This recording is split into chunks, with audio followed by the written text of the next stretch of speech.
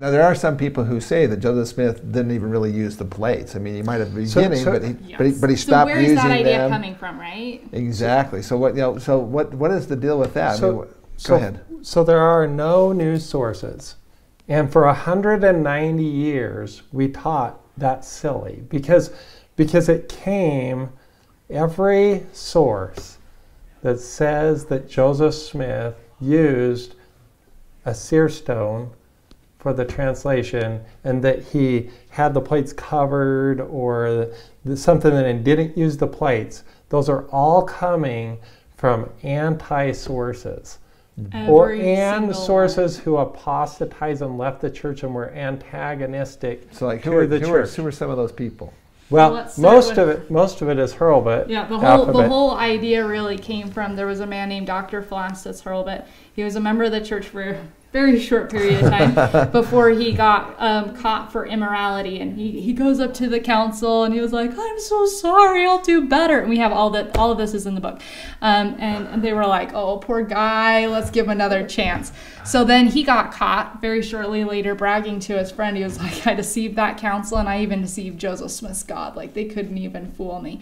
So they pull him back in, excommunicate him. Well, little did he know that in that council, he basically did kind of deceive the council. But Joseph Smith, right after the council, he said, "No, that man is lying. He's There's lying, something going on."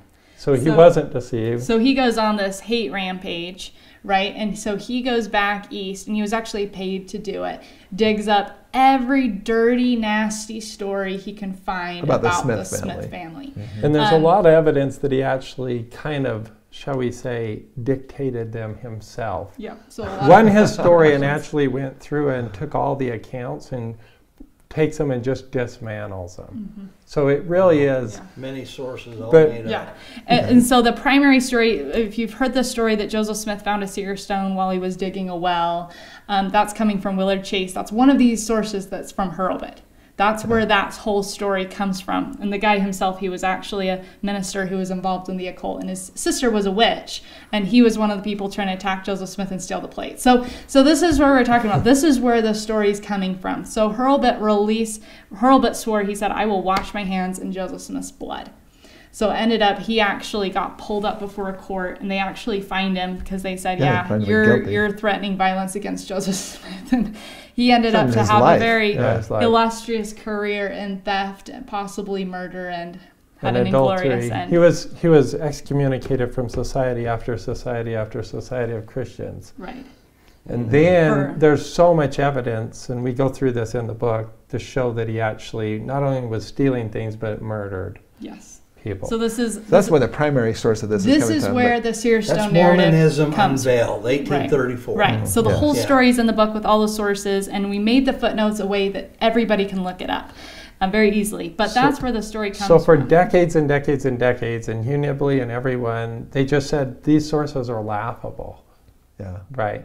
But our modern... Did Joseph Fielding Smith also say something like that? I mean, he was like one of the greatest historians in the whole church. Right. Right. And we go through how long he was in his background and why he was, Yeah, we go into that. Into the book again. But again, so you have these two stories, right? Yeah. Of one is the Urim and Thummim, and the other one is the Seer Stone. Now today, it's kind of funny. We're like, well... But then there's we have these stories by Emma Smith, Martin Harris, and David Whitmer. Yeah. Now, all of those can be shown to not be credible. So David Whitmer for a second. All of his accounts come decades and decades after Joseph Smith died. Yes. So they're not even contemporary sources. Number one, he wasn't even a witness of the translation. And we go into that in the book. People think he saw it. He didn't see it. Number two, David Whitmer, all these accounts are coming later in life, and they just happen to coincide right when he's starting his own church, and he's on this crusade to tear Joseph Smith down. In fact, there's accounts of him actually having revelations with other members who had apostatized, where they had these revelations where God spoke to them and told them, you've got to like change the history, tell a new history to show that Joseph Smith was this man of sin. And that's important because all of these Seer Stone stories are hooking Joseph Smith to the occult and to money digging. But he never gave up his testimony to the Book of Mormon of what he saw. So David Whitmer didn't know. David Whitmer, for instance, yeah, and this is an all-night conversation, and no one wants to be here all night, right? Yeah. But because you can just read the book, right? Yes. It really is all. It's all in there. But bottom line, so you have Emma, you had Martin we Harris, have and Emma, so forth. We have Martin all Harris. Of them were after David the fact. Whitmer.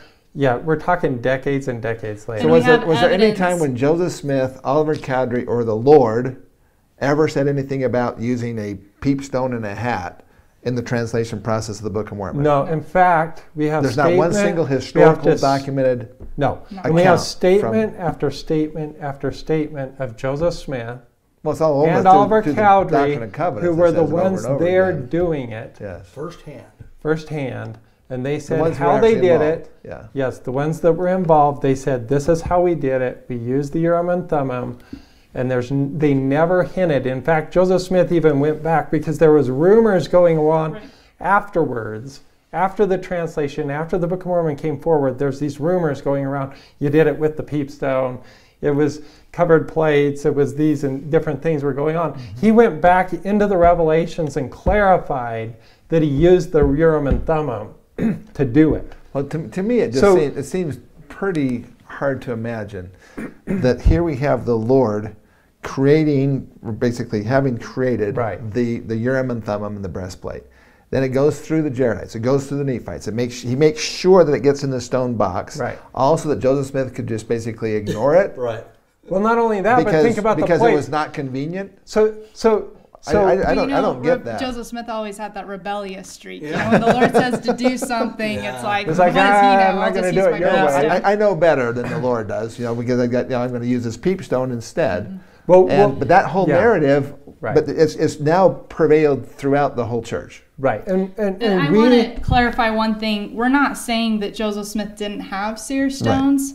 Right. What we are saying is there is not one valid, credible historical source that says that he used that seer stone in the translation of the Book of Mormon.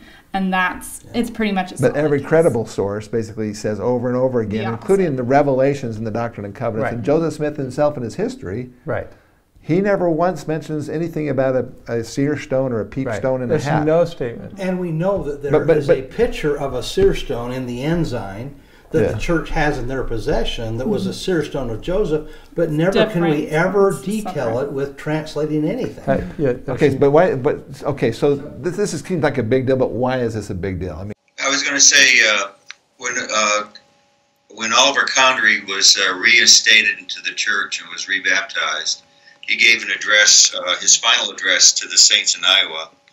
And he writes the following. He says, I wrote with my own pen the entire Book of Mormon, save a few pages, as it fell from the lips of the prophet, as he translated it by the gift and power of God, by means of the Urim and Thummim, or as it is called by that book, holy interpreters. I beheld with my eyes and handled with my hands the gold plates from which it was translated. I also beheld the interpreters. That book is true. I wrote it myself as it fell from the lips of the prophet. Now, what's interesting is that Emma Smith, when she claims that she did the translation, has nothing to do with the small plates or the translation that Oliver had. Those are from the plates of Lehi. That was the missing 116 pages. And of course, she's writing about that when she's really old. This is the individual who is the one that's responsible for that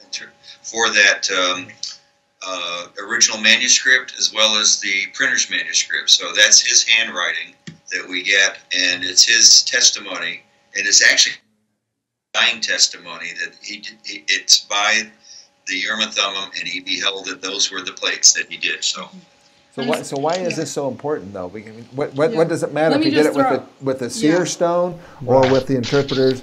Let me just throw in one thing for people that are concerned about the Emma Smith statements. We're working on book 2 right now, and there's really good evidence that she actually was influenced by a man named William McClellan and others, and that's where she got her story from. So there's 2 small statements. There's other ways to discredit them. Wasn't her son, Joseph Smith III, also being pressed to go in and now become the leader of the organized church? He was already. This is years. This is decades later. So this is one of them is months before she dies. So she's really old. One, we know she was never an eyewitness to how the translation happened because she never saw the plates or the Urim and Thummim. And number 3 is we actually have letters being written that show that William McClellan, who was on this crusade with David Whitmer to discredit Joseph Smith and push the Seer Stone narrative, paid Emma a visit. And all of a sudden, new stories started coming out. Anyways, there's a whole bunch of history. So that will be coming out in book 2. So, but just for those that are like stressed about it, there's no reason to doubt Joseph Smith. So why does it matter, right? Because that's at the end of the day. Yes. Why does this matter? So, well, why it matters is number 1. Was our history wrong for 190 years? Did we cover it up? Did we change it? Have we been hiding from the truth? Well, that's a big deal. If we've lied about our history for 190 years, that's serious, you know, and people lose their faith in the church because of that. That's one reason. Another reason, and there's many, many reasons.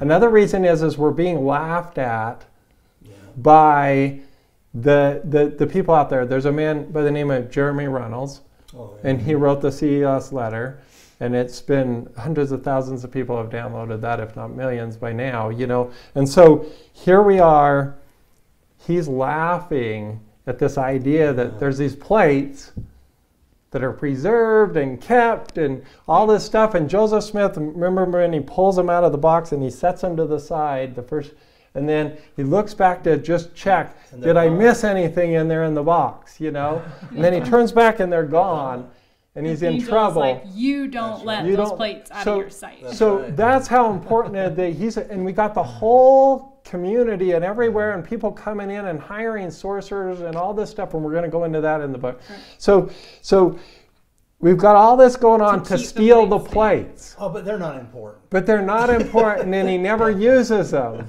you know. And the antis are out there saying, "You guys, seriously, is there something wrong?" And our scholars are like, "Well, I don't know why the plates were important because he never used them." So, and not only that. But we have our scholars sitting there saying, we go into this in a bit in the book, saying, well, we don't know if the Book of Mormon we have today is close to what was on the plates. Actually on the plates. If there even was plates. But if there was plates, we don't know. How do we know? Because he's just like, is he imagining something through the Seer Stone? Or is there, what's the disconnect? Is he like getting some, you know, we don't know. So there's a lot of credibility. The other thing too is it's just weird. Yeah, we've had. They're just trying to create history to make themselves look important as opposed to the Lord. Right. I just watched a video that's with the Come Follow Me stuff with another group, and they actually have a video that they're promoting. Basically, said that the idea of the Joseph Smith using the Seer Stone is such an important aspect of it. He says, but you know, it's not a big deal that Joseph Smith was involved in. They actually say folk magic, and this harkens back to his earlier days as basically the village seer. So I will say that he was basically into all these black arts and black magic stuff, and that kind of carried over. And so he decided to reject the instrument that God made for the one that he was using when he was doing the black magic stuff. Right. Well, all of that is false. Right. If you're correct, then that's false. There's no credible history at all to support Joseph Smith being involved in money digging or the occult. And being the village seer. And the village seer, unfortunately, that term was coined by one of my cousins, who is one of the leading historians for the church for decades. His name was, well, let's leave his name out of this. But he, one of the Palmyra papers, wasn't it? Well, sure. Those are coming from history, but he's the one who brought it into vogue of Joseph Smith being the village seer. So And there's this. Actually, can I just? Yeah. So we're working on book 2 right now. Yeah. It will be called Faith Crisis, and it goes into the history of how did we get from Hurlbut with the story of the Seer Stone to today, where we have all of these progressive historians that are members of the church peddling it as true. Like, how did we get from there? Like, right? Mm-hmm. And there is a whole story. There's a whole undercurrent. It's quite the dramatic story. It would make quite the bottom line. If you undermine this individual, right, you undermine this and everything else that goes with it. Right. And if he was a money digging treasure seeker, and if the Smith family was, as Hurlbut and his group said, if they were basically indolent, lazy, drunkards and so forth, then that undermines the character of the whole Smith family, which undermines the character of this. But didn't he say that money digging didn't pay very well? Yeah, if he was such a good money digger, if this Seer Stone was so good, why were they always so poor? That's right. That's one of the things I always wondered.